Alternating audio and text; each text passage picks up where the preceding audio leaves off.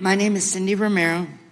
I'm a wife, a mother of 5, a grandmother of 3, a part-time worker and student, and a former resident of Aurora, Colorado. I'm one of the many victims across the nation of the violent transnational gang, Tren Aragua, and a former lifelong Democrat. My husband and I resided at the Edge of Lowry apartment for 4 years. And while the first few years were a pleasant experience, we soon began observing changes in our once quiet neighborhood.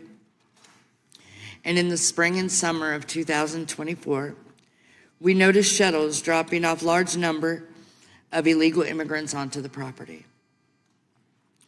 Throughout the year, we watched in horror as a few apartments full of migrant families quickly evolved into large groups of gun-toting, military-aged males, threatening the remaining leaseholders into abandoning their properties, then kicking in the doors to the many vacated units to make room for other gang members.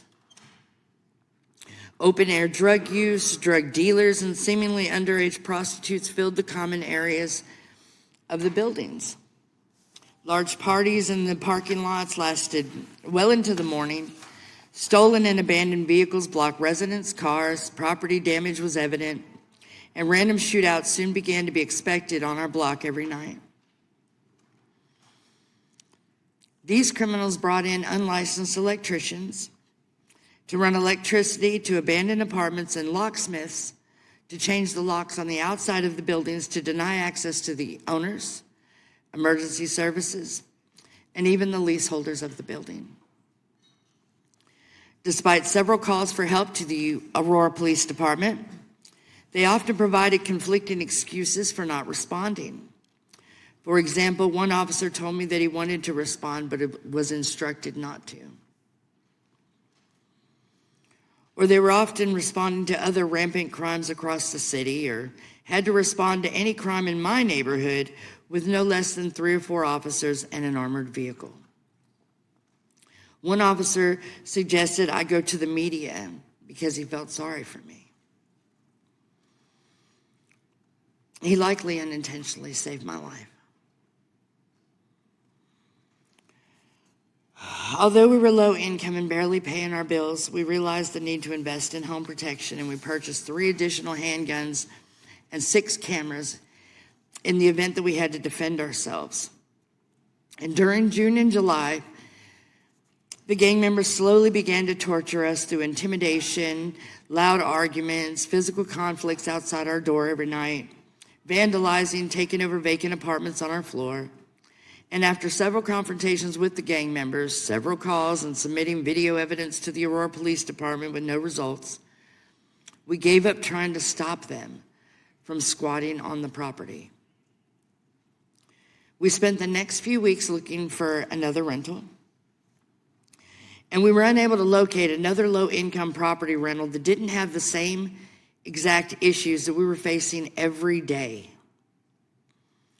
We reached out to local mainstream media, several NGOs in our community, begging for help, only to be turned away because we were just ordinary taxpayers. There were no government programs to grant citizens temporary protected status from imported gangs in our own country. On August 18th at 11:21 p.m., 10 minutes after my now viral video was recorded, a young man who I called my friend was mortally wounded outside my apartment during a firestorm of bullets, causing thousands of dollars in damages to cars and surrounding properties by 6 gunmen later identified as Tren Aragua. And thanks to the heroism of one local Aurora City Councilwoman named Danielle Durinsky and some of her friends, including John Fabricatori, they'd been sounding the alarm over TDA for months while being called a liar and ignored by their governor. I was finally able to escape these horrible conditions due to their help. In the media frenzy following the video release, many TDA members have now been identified and arrested all over the country. Danielle Durinsky has never received an apology or acknowledgement for exposing the threat.